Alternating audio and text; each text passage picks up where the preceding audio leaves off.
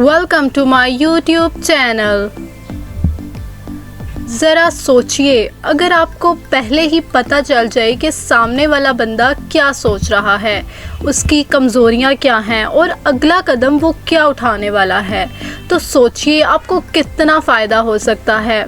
ये पावर का असल खेल है दूसरे लोगों की सोच को समझना, उनके राज जान लेना बिना उन्हें एहसास दिलाए।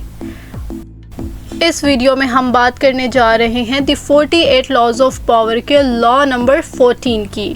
ये लॉ है दोस्त बनकर जासूस बनना। Pose as a friend, work as a spy. इस लॉ में रॉबर्ट ग्रीन कहते हैं कि अपने राइवल्स, दोस्तों और ओपोनेंट्स के बारे में ज़्यादा से ज़्यादा मालूमात हासिल करो, लेकिन सीधा सामने से सवाल करना या उनकी तफाशी करना अक्सर उनको शक में डाल देता है। इसलिए सबसे बेहतरीन तरीका ये है कि आप खुद जासूस बन जाओ, दोस्त बनकर, फ्रेंडली बनकर उनकी ज़िंदगी के सोचने का तरीका और कमज़ोरियाँ समझ लो।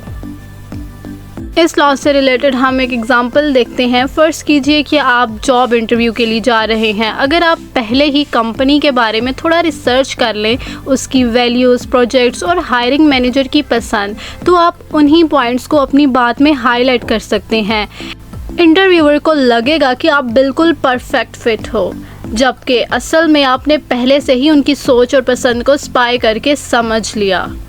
इसी तरह दोस्ती में भी अगर आप ध्यान से सुनो और छोटी छोटी बातों को नोट करो तो आपको समझ आता है कि सामने वाला क्या सोचता है। ऐसा करना आपको उनसे एक स्टेप आगे रखता है।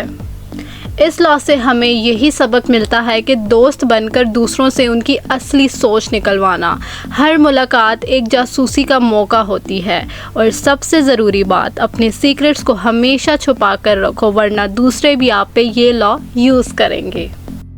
अगर आपको आज की वीडियो पसंद आई है तो वीडियो को लाइक करें, शेयर करें और हमारे चैनल को सब्सक्राइब करें, ताकि हर नई आने वाली वीडियो से लॉ से आपको आगाही मिलती रहे।